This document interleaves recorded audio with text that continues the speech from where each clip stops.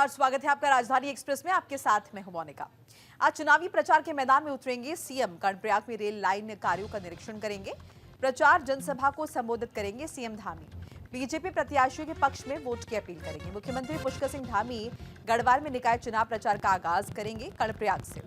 CM जहां कर्णप्रयाग में गोचर और कर्णप्रयाग नगर पालिका के प्रत्याशियों के प्रचार में जनसभा को संबोधित करेंगे, वहीं सिवाई में रेल लाइन निर्माण के कार्यों का निरीक्षण भी करेंगे। मुख्यमंत्री पुष्कर सिंह धामी आज दोपहर 2 बजे कर्णप्रयाग में खेल मैदान में हेली सेवा से पहुंचेंगे। रेल लाइन के कार्यों के निरीक्षण के बाद सीएम कर्णप्रयाग जाकर जनसभा को संबोधित करेंगे, जहां बीजेपी प्रत्याशियों के पक्ष में प्रचार करेंगे।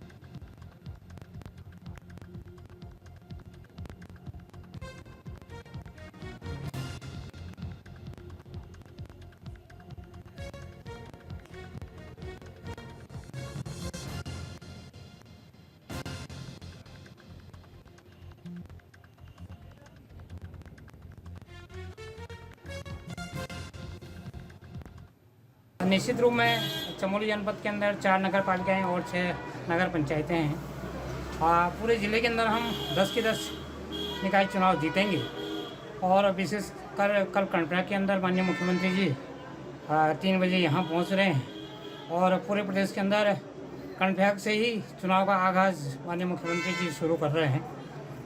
ऐसा लगता है कि विकास की धारा में जिस प्रकार से हमारा काम बहुत तेज़ी से आगे बढ़ रहा है, उसी क्रम को लेकर के माननीय मुख्यमंत्री जी हम सब लोगों के बीच में रहेंगे।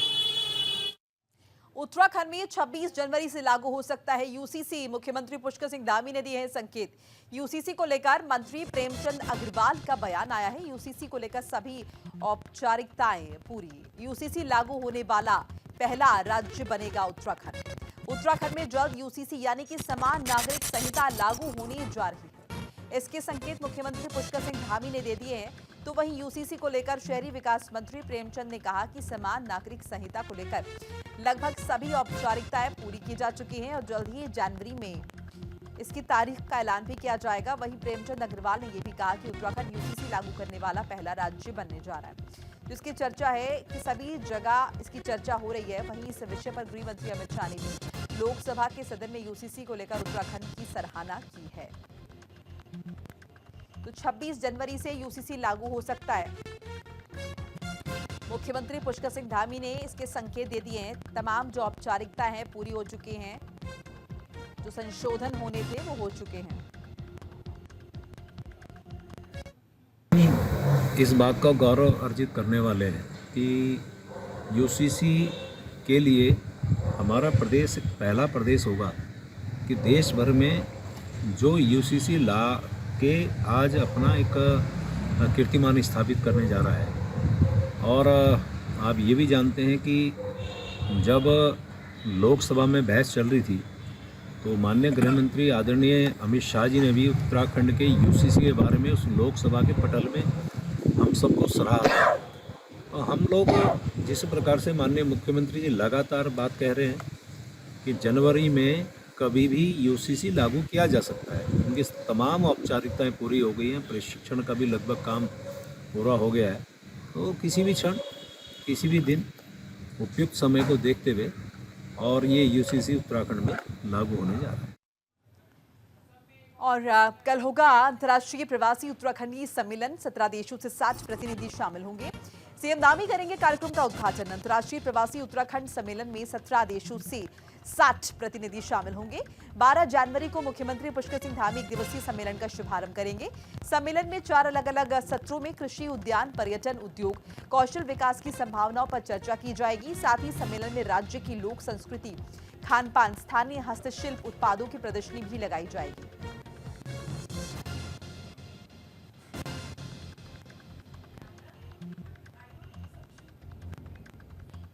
अच्छा कार्यक्रम है और माननीय मुख्यमंत्री जी का एक अच्छी पहल है और विदेशों के अंदर रहने वाले ऐसे उद्यमी हैं जो इस राज्य के अंदर अब कदम बढ़ाना चाहते हैं।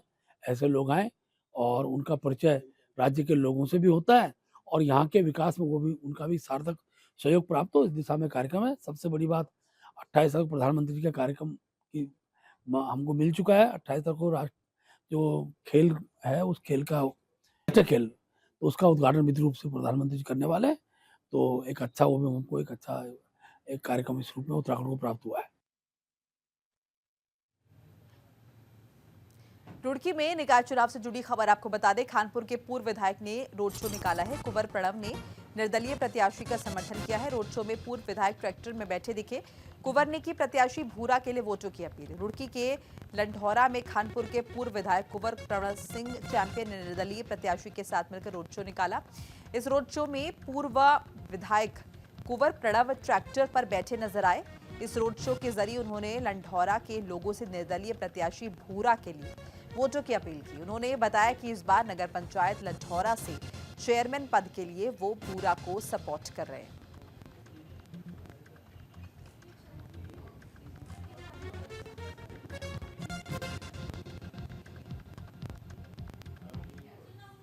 विकास नहीं हुआ जो हम आपको करके दिखाएंगे इन 5 साल में।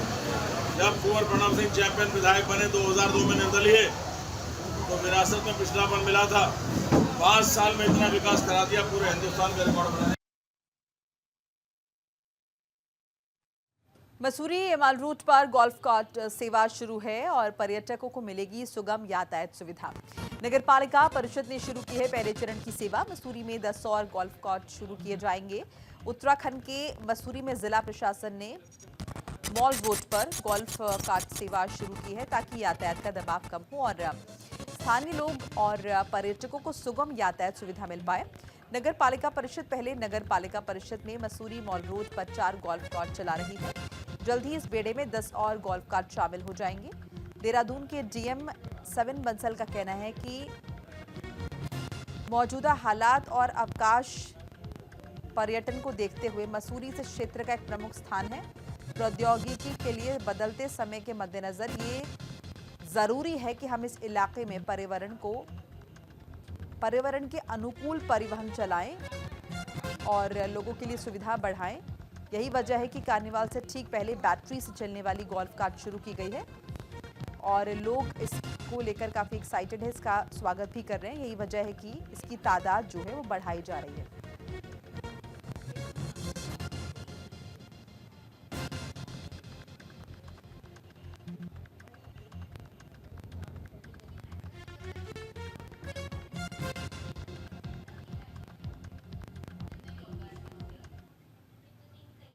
मसूरी हमारी प्रदेश की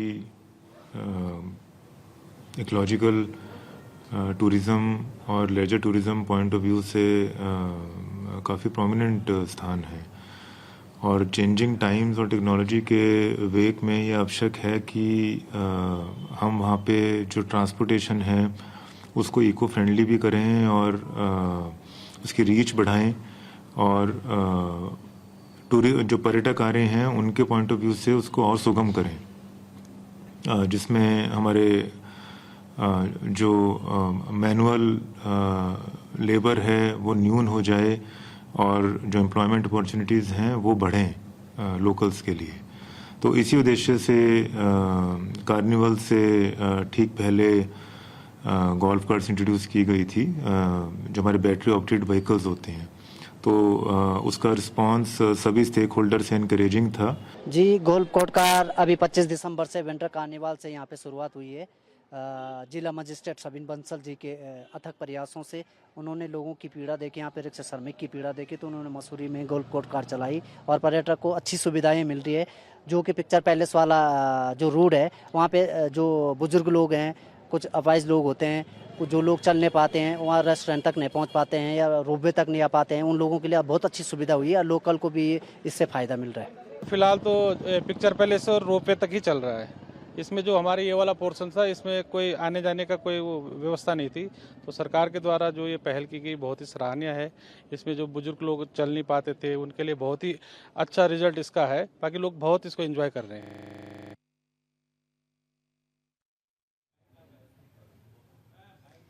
उत्तराखंड में आयोजित होंगे गेम्स और नेशनल गेम्स आयोजित होंगे। 28 जनवरी को होगा नेशनल गेम्स का आयोजन। हरिद्वार में राष्ट्रीय खेलों की तैयारियों की समीक्षा की जा रही है। मुख्य विकास अधिकारी ने दिए हैं सख्त निर्देश भी। राष्ट्रीय खेलों की तैयारियों को लेकर मुख्य विकास अधिकारी आकांक्षा कोंडे ने जिला कार्यालय सभागार में समीक्षा बैठक की है। बैठक में बिना पूर्व सूचना अनुपस्थित रहने पर अपर मुख्य अधिकारी जिला पंचायत के खिलाफ कार्यवाही के लिए पत्र भेजने के निर्देश दिए गए हैं। मुख्य विकास अधिकारी ने कहा कि राज्य को पहली बार राष्ट्रीय खेलों की मेजबानी का मौका मिला है। इसे यादगार बनाने के लिए सभी विभागीय अधिकारी आपसी समन्वय से काम करें। उन्होंने निर्देश दिया कि सभी तैयारियां 25 जनवरी तक पूरी कर ली जाएं। सुरक्षा और यातायात प्रबंधन पर विशेष जोर देते हुए उन्होंने संयुक्त निरीक्षण कर ट्रैफिक और सिक्योरिटी प्लान तैयार करने के निर्देश दिए। मुख्य विकास अधिकारी ने कहा कि नेशनल गेम्स का सफल आयोजन भविष्य में राज्य को दोबारा मेजबानी दिलाने का जो रास्ता है वो साफ करेगा।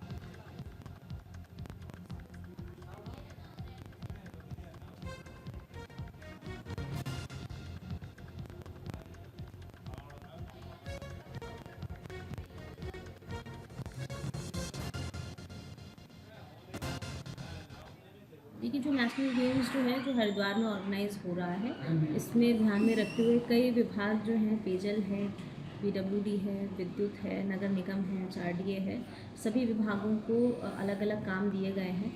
पीडब्ल्यूडी का जो सड़क का काम है वो धरातल पर भी चल भी रहा है और उन्होंने कमिट किया है कि 22 तारीख तक हो जाएगा। विद्युत का काम भी है, वो भी समय अनुसार हो जाएगा। तो सभी विभाग को निर्देश कर दिया गया है, नेशनल गेम्स की रिक्वायरमेंट के अनुसार जो भी काम धरातल पर किए जाने हैं उसको तत्काल किया जाए, ताकि ससमय जो हमारा नेशनल गेम्स है उसको हम लोग अच्छे से उसको ऑर्गेनाइज कर सकें। 38वें राष्ट्रीय खेल के आयोजन की जोरों पर तैयारियां हैं और सुरक्षा को लेकर आईजी नीलेश आनंद भरणे ने बयान दिया है। खेल सचिव से पुलिस विभाग का समन्वय जारी है। सभी कार्यक्रम स्थलों का टीम्स ने दौरा किया है।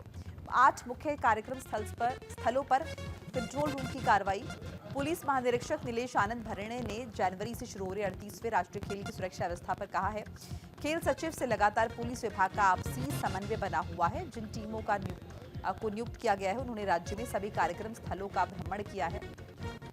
8 मुख्य कार्यक्रम स्थलों पर कंट्रोल रूम की कार्रवाई शुरू हो गई है। हम लोग आपस में कोऑर्डिनेशन बनाए हुए 10,000 से ज्यादा खिलाड़ी यहां पर आएंगे। पुलिस ने केंद्र से अर्धसैनिक बल उपलब्ध करवाने की भी मांग की है। तैयारियां जोरों से जारी हैं।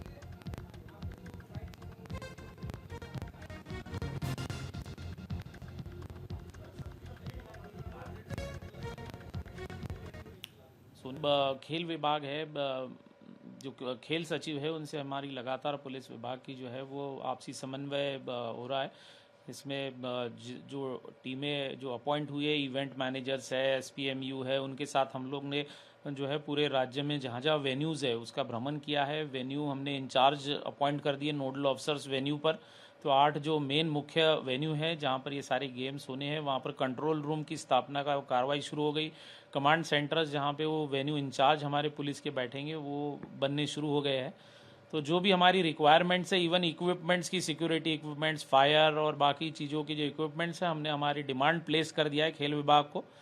तो इसमें लगातार हम लोग आपसी समन्वय जो है, हमने नोडल ऑफिसर्स जो है राज्य स्तर पर, जिला स्तर पर सारे नोडल ऑफिसर्स हमारे कार्य कर रहे हैं और आपसी समन्वय इसमें जारी।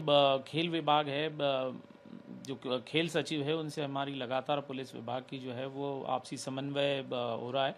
इसमें जो टीमें जो अपॉइंट हुई है, इवेंट मैनेजर्स है, SPMU है, उनके साथ हम लोग ने जो है पूरे राज्य में जहाँ जहाँ वेन्यूज़ है उसका भ्रमण किया है। हरिद्वार में SSP प्रवींद्र जोभाल ने समीक्षा बैठक की है। बैठक में अधिकारियों के साथ चर्चा की गई है। प्रदेश में क्राइम को लेकर बैठक हुई है। SSP ने अपराधों के खुलासे पर जोर दिया है। शिकायती पत्रों के निस्तारण के निर्देश दिए हैं। SSP प्रवींद्र जोभाल ने अधिकारियों के साथ प्रदेश में बढ़ते क्राइम को लेकर बैठक की। SSP ने क्राइम मीटिंग में अपराधों के खुलासे और शिकायती प्रार्थना पत्रों के निस्तारण पर जोर दिया है।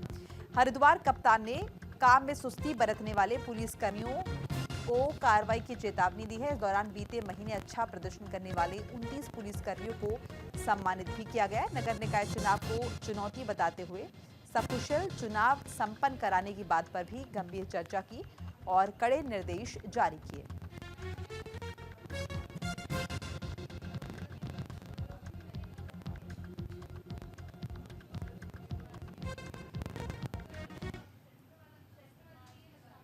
हरिद्वार पुलिस और परिवहन विभाग का अलर्ट मोड। सड़क हादसों को रोकने के लिए प्रशासन का अभियान। नो पार्किंग में खड़े वाहनों का चालान किया गया है। पुलिस ने वाहन चालकों को चेतावनी दी है।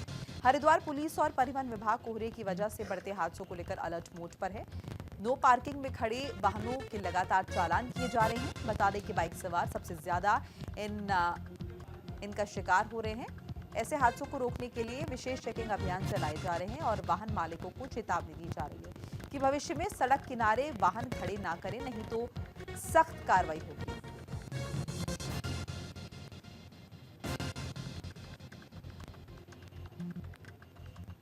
तो इस प्रकार के जो वाहन हैं उनके वाहन स्वामियों को और खासकर जो होटल स्वामी हैं जिनके सामने इस तरीके के वाहन खड़े होकर वो लोग चले जाते हैं, उनको लगातार हिदायत देते रहे हैं। और हम लोगों की हाईवे पेट्रोल के साथ साथ जो थाना मोबाइल है वो भी लगातार इस प्रकार की गश्त करती है कि कोई भी वाहन सड़क के किनारे बेतरतीब ना खड़े हों जिससे एक्सीडेंट साबित होते हैं। लेकिन उसके बाद भी अभी पिछले कुछ समय में बहादुराबाद क्षेत्र में भी एक घटना हुई थी जिसमें 4 लोगों की मृत्यु हुई थी और काफ़ी ही बड़ा वो मामला था। पुलिस ने इस मामले को संज्ञान में भी लिया था। ऐसे लोगों को जो बार-बार हिदायत देने के बाद भी इस तरीके से अपने वाहन को बेतरतीब खड़ा कर रहे हैं, उनके खिलाफ हम सख्त कार्रवाई भी करेंगे। और अगर इस तरीके से कोई वाहन से एक्सीडेंट होता है या रॉन्ग साइड एक्सीडेंट होता है, उसके खिलाफ हम लोग सख्त कार्रवाई करेंगे। परिवहन विभाग नियमित चेकिंग नो पार्किंग या अन्य के अलावा तो करता ही रहता है। खासकर जो अभी एक दुखद दुर्घटना हो गई हाईवे पे एक ट्रक को एक 4 व्हीलर कार ने पीछे से आके टक्कर दे दी। तो उसके बाद जॉइंट इंस्पेक्शन भी हुआ परिवहन विभाग की तरफ से। एसडीएम महोदय भी थे, सीओ महोदय भी थे और जो रोड मेकिंग एजेंसी है NHAI उनके द्वारा भी एक जॉइंट इंस्पेक्शन हुआ। और साथ ही जॉइंट इंस्पेक्शन के अलावा भी जो सिडकुल मार्ग पे या अन्य कहीं भी खड़े होते हैं उस दिन जॉइंट में 4 वाहनों का चालान भी किया गया। और जितने भी उधर से फैक्ट्री वाले होते हैं उनको भी एक काउंसिल किया गया कि वाहनों को अपने परिसर में ही लगवाएं, रोड पे बिल्कुल खड़े नहीं। हरिद्वार पुलिस और बदमाशों के बीच मुठभेड़ की खबर है। मुठभेड़ में एक बदमाश जख्मी हो गया है। घायल बदमाश का अस्पताल में इलाज जारी है। सक्रिय गिरोह का सदस्य है गिरफ्तार बदमाश। अन्य आरोपियों की तलाश में पुलिस जुट गई है। हरिद्वार के कलियर क्षेत्र में बीती रात पुलिस और बदमाशों के बीच मुठभेड़ हुई। पुलिस चेकिंग के दौरान गाय चोरी कर भाग रहे बदमाश ने पुलिस को देखकर भागने की कोशिश की और फायरिंग की। जवाबी कार्रवाई में पुलिस की गोली बदमाश के बाएं पैर में लगी। घायल बदमाश को सिविल हॉस्पिटल रुड़की में एडमिट कराया गया है। हरिद्वार एसएसपी प्रमिंद्र जोभाल ने बताया कि बदमाश के खिलाफ पहले से ही कई आपराधिक मामले दर्ज हैं और वो एक सक्रिय गिरोह का सदस्य है। पुलिस अन्य आरोपियों की तलाश में जुट गई है और मामले की गहनता से जांच कर रही है।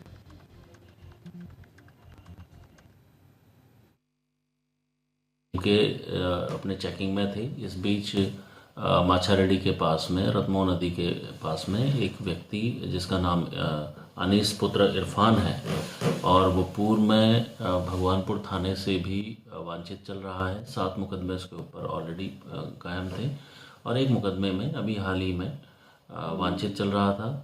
उसके द्वारा चोरी के प्रयास में एक गाय को उसके द्वारा ले जाया जा रहा था और उसमें जो मुठभेड़ हुई है उसको रोकने के प्रयास में उसके द्वारा पुलिस पर फायर किया गया। पुलिस ने तत्काल उसे न्यूट्रलाइज करने की कोशिश करी और जो आपसी मुठभेड़ में एक गोली उसके पैर में लगी थी जिसे तत्काल हॉस्पिटल में ले जाया गया। उसका अभी वहाँ इलाज चल रहा है और ये जो व्यक्ति हमारा वांछित चल रहा था उसे कॉन्फॉर किया गया है। उसके ऊपर जो पुराने मुकदमे हैं उसको देखते हुए इसके खिलाफ आगे जो भी वैधानिक कार्रवाई है गैंगस्टर एक्ट तक की कार्रवाई पर हम लोग विचार कर रहे हैं और उसमें आगे की वैधानिक कार्रवाई की जाए। हरिद्वार में बढ़ती ठंड और कोहरे का असर देखने को मिल रहा है। हर की पौड़ी पर धार्मिक गतिविधियां प्रभावित है। ठंड की वजह से श्रद्धालुओं की संख्या में गिरावट देखने को मिल रही है। कोहरे की वजह से विजिबिलिटी भी काफी कम नजर आ रही है। हरिद्वार में बढ़ती ठंड के कारण धार्मिक कर्मकांडों में भी कमी देखी जा रही है। घने कोहरे और शीतलहर के चलते हरिद्वार की हर की पौड़ी पर भी ठंड का असर साफ नजर आ रहा है। कोहरे की चादर ने हर की पौड़ी को ढक लिया है। कड़ाके की ठंड की वजह से श्रद्धालुओं की संख्या में भारी गिरावट आई है। कोल्ड वेव और धुंध की वजह से विजिबिलिटी बेहद कम हो गई है जिससे आम जनजीवन प्रभावित हो रहा है। ठंड और कोहरे के कारण लोग घरों में रहने को मजबूर हैं। हर की पौड़ी पर आने वाले श्रद्धालुओं की संख्या में पिछले कुछ दिनों से लगातार गिरावट दर्ज की जा रही है। प्रशासन ने लोगों से सतर्क रहने और ठंड से बचने के उपाय अपनाने की अपील की है।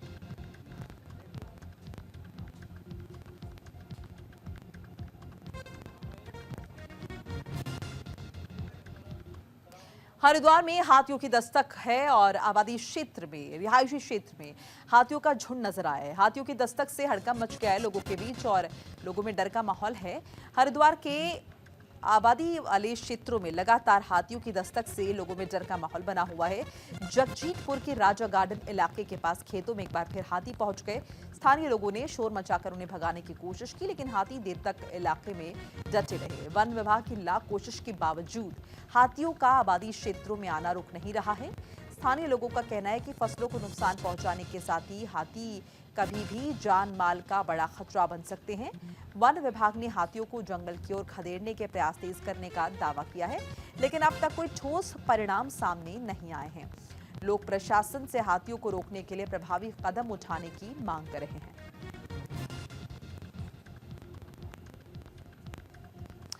हरिद्वार पुलिस का ड्रग फ्री देवभूमि मिशन जारी है। पुलिस की नशा तस्कर के खिलाफ बड़ी कार्रवाई देखने को मिली है। पुलिस ने एक नशा तस्कर को गिरफ्तार कर लिया है। हरिद्वार एसएसपी के निर्देश पर कार्रवाई हुई है। तस्कर के पास से 20 पेटी अंग्रेजी शराब बरामद हुई है। हरिद्वार पुलिस की बड़ी कार्रवाई जो है देखने को मिली है। पुलिस ने नशा तस्कर को गिरफ्तार कर लिया है। एसएसपी हरिद्वार के कड़े नेतृत्व में पुलिस ने नशा तस्करों के खिलाफ बड़ी सफलता हासिल की है। कोतवाली ज्वालापुर पुलिस ने सतर्कता दिखाते हुए 20 पेटी अंग्रेजी शराब के साथ एक नशा तस्कर को गिरफ्तार किया है। गिरफ्तार आरोपी के खिलाफ आबकारी अधिनियम के तहत मामला दर्ज किया गया है। हरिद्वार पुलिस का ड्रग्स फ्री देवभूमि मिशन जारी है। आगामी नगर निकाय चुनाव को देखते हुए अराजक तत्वों पर सख्त निगाह रखी जा रही है।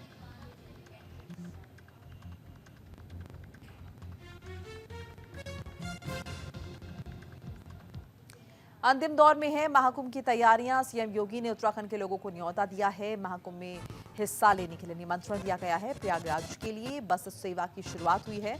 परिवहन निगम ने कुंभ स्पेशल बस को रवाना कर दिया है। ऋषिकेश से हर रोज 10 बजे रवाना होगी बस। उत्तर प्रदेश के प्रयागराज में 13 जनवरी से महाकुंभ का आगाज होने जा रहा है। यूपी के मुख्यमंत्री योगी आदित्यनाथ ने उत्तराखंड के लोगों को कुंभ का न्योता दिया है, जिसके लिए उत्तराखंड से बड़ी संख्या में श्रद्धालु और संत प्रयागराज जाएंगे। उत्तराखंड परिवहन निगम ने कुंभ के लिए ऋषिकेश से कुंभ स्पेशल 49 सीटर बस को हरी झंडी दिखाकर रवाना किया, जो रोज 10 बजे श्रद्धालु को लेकर रवाना होगी कुंभ स्नान के लिए।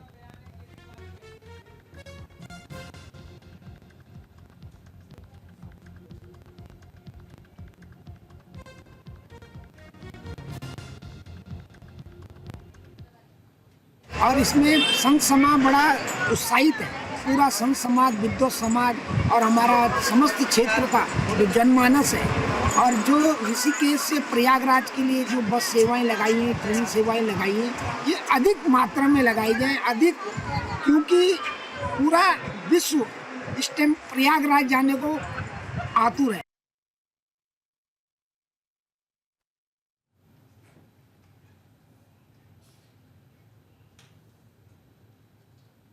और इसी के साथ इस बुलेटिन में फिलहाल इतना ही। नमस्कार।